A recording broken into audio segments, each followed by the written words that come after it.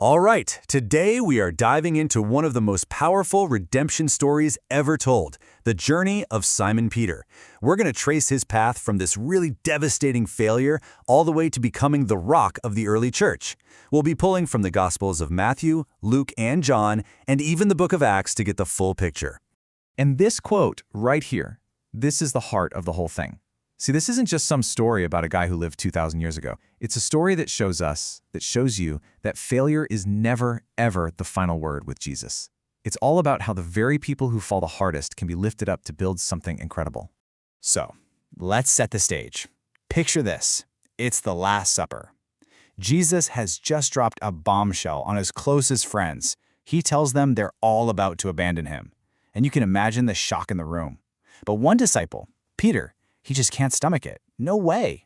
And you can just feel his sincerity here, can't you? This isn't just empty arrogance. It's coming from a place of real love. Peter is 100% convinced of his own loyalty. He goes all in, promising, like we see in Matthew 26, that he would rather die with Jesus than disown him. He's banking entirely on his own strength, his own devotion. But that promise, made in the warmth of that upper room, it's about to be put to the ultimate test in the freezing cold of a courtyard. The contrast couldn't be more stark.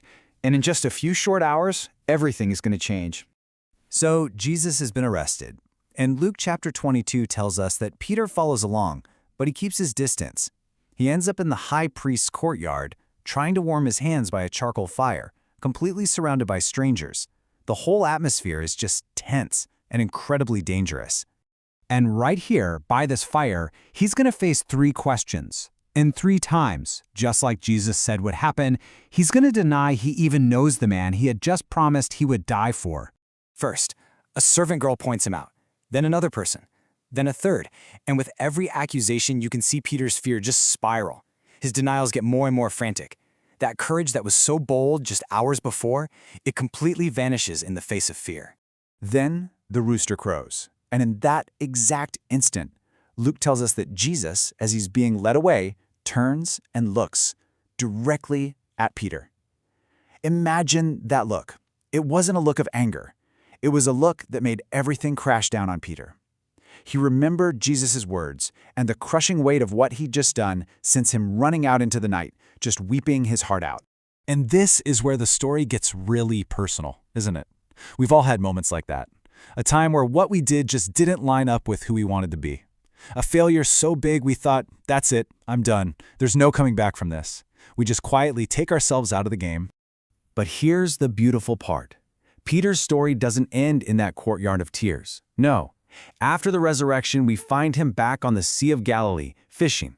A man on the shore calls out to them, it's Jesus. And when they get to the beach, what do they find? Another charcoal fire. This detail is so important. It's not a coincidence.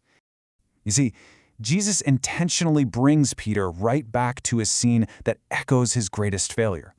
But this time, the fire isn't a place of fear and denial. It's a place of grace. The very spot that represents his deepest shame is about to become the site of his total restoration.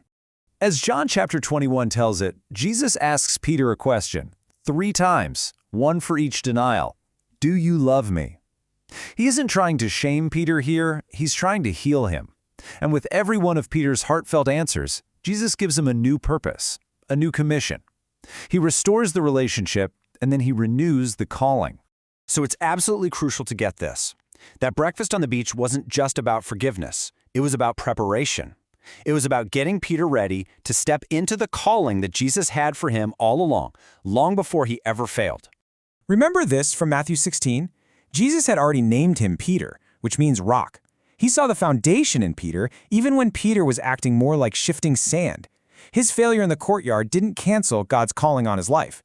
In fact, that failure was the very thing that would turn his biggest weakness, that impulsive self-reliance, into his greatest strength. And when you look at this timeline, you can see the whole journey. First, the calling, then the collapse, then the restoration. And what comes next? Total transformation. In Acts chapter 2, we see this new Peter, filled with the Holy Spirit, standing up and preaching with unbelievable boldness. It's the same boldness from his promise, but this time, it isn't fueled by his own ego. It's fueled by the Spirit. The same man who was silenced by a servant girl is now speaking with power to thousands. So, how does this ancient story speak to us right here, right now? Let's bring it all home. Because Peter's journey isn't just his story. It's really a blueprint for how God works in all of our lives. This is the key takeaway. Your failure is not final, but it's more than that. It can be formative. The very place of your deepest shame, the thing you think disqualifies you forever, can actually become the place where God's grace not only restores you, but turns that weakness into a profound strength. He doesn't just meet you in your failure, He redeems it for His purpose. I want you to just think about that for a second.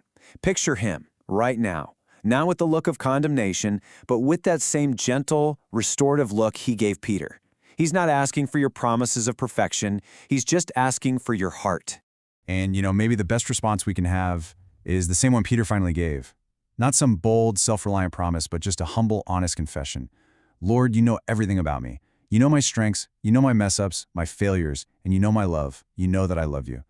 Now that is a prayer God can work with. So we end with this. Peter's story proves that the end of one chapter is just the beginning of the next. By God's grace, our failures don't have to be the end. They can be the start of a whole new story, one written not by our own strength, but by His. The only question is, what new chapter will you let Him write for you?